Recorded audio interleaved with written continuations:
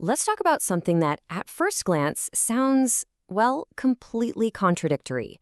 What if a respected Church of England minister made the case that naturism could actually lead to a deeper Christian faith? You heard that right. Today, we're diving into that exact idea, a really fascinating look at the Bible, the body, and what it might mean to be made in God's image. So, where are we getting all this from? Our guide for this whole discussion is this book, Uncovering the Image, written by Bob Horrocks. We're going to break down his key arguments using his work as the foundation for everything we talk about. And look, the author knows this sounds wild. He puts it right out there in the preface, saying that just putting the words Christian and naturist together feels impossible to a lot of people. So, the big question is, how on earth does he make it work?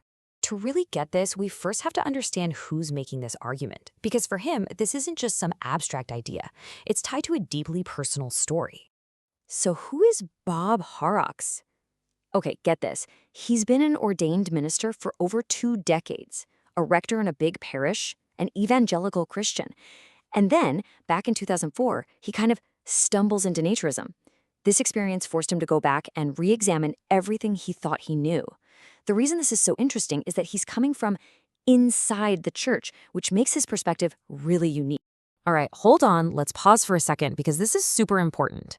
We have to be crystal clear on what we're talking about when we say naturism. The definition Horrocks uses is all about social nudity that is explicitly non-erotic and non-sexual. The whole point is respect and connecting with the environment.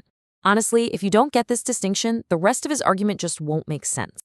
Okay, so with that definition locked in, Horrocks takes us way back. I mean, all the way back, to the beginning, to Genesis. And he asks a really bold question. Have we been getting the story of Adam, Eve, and nakedness wrong this whole time? And this right here, this is ground zero for his argument. Genesis 2:25. Before sin, before the apple, the Bible is incredibly clear. Being naked was the normal, natural, and completely shame-free state of being in God's perfect creation. Now, this is where it gets really, really interesting. After they eat the fruit, they hide. And God asks this incredible question: who told you that you were naked? Horrocks argues this is a massive clue. God's question implies that the idea, the very concept of nakedness being a problem, didn't come from him. It was something they learned from another source. So here's the big split in thinking. The traditional view, shame came from being naked. But Horrocks completely flips it. He says no, the shame came from disobedience.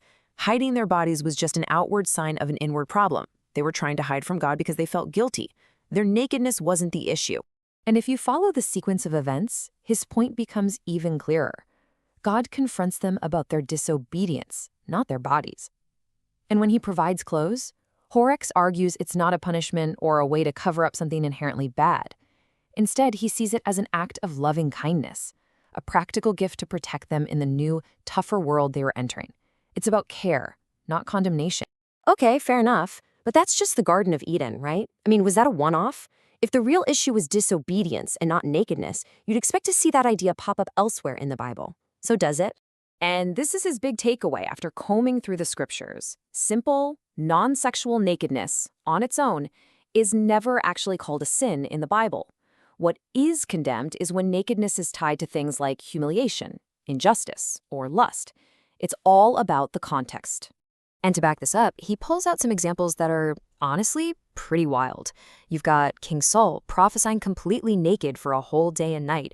You have the prophet Isaiah being commanded by God to go around naked for 3 years. And even in the New Testament, there's the Apostle Peter just casually fishing naked right before he runs into the resurrected Jesus. Let's just park on that Saul's story for a second. We're so often taught to connect nakedness with something sinful or shameful. But in this story, it's directly linked to this powerful, public, overwhelming spiritual experience that really challenges the idea that being naked is inherently wrong. So if the Bible seems to view nakedness this way, why do so many modern Christians feel so differently? Where did all this anxiety about the human body come from? This is where the theology meets history and our culture today. Now get this might blow your mind. The author points out that in the early church, nakedness wasn't just tolerated, it was sometimes a key part of Christian rituals like baptism. He quotes a 4th century bishop who explained that people would get baptized naked to symbolize stripping off their old selves and returning to that shame-free state of Adam in the garden. For them, it wasn't awkward. It was this hugely powerful symbol. Now let's jump forward to today. You might think this is a pretty fringe idea, but the data Horrocks points to suggests a big cultural shift is happening. Look at this poll from the UK. The number of people who identify as naturists actually tripled in just 10 years. And that 6%, what does that actually look like in real numbers? Well, it translates to an estimated 3.7 million people in the UK alone. So we're not talking about a tiny fringe group here. This is a significant part of the population that the author feels the church just isn't engaging with. So all of this, it brings us to the author's final, pretty provocative conclusion. He argues that modern Christianity has sort of accidentally absorbed its views on the body from our hypersexualized culture rather than from the Bible. And by doing that, he says we've ended up hiding the very image of God that our bodies are meant to reflect. And so we're left with a really big question for you, for me, for all of us to think about. When it comes to our bodies, to modesty, to shame, where do our feelings really come from? Are they shaped more by what the culture tells us or by what the scriptures might actually be saying? It's a challenging thought that asks us to maybe uncover what we truly believe.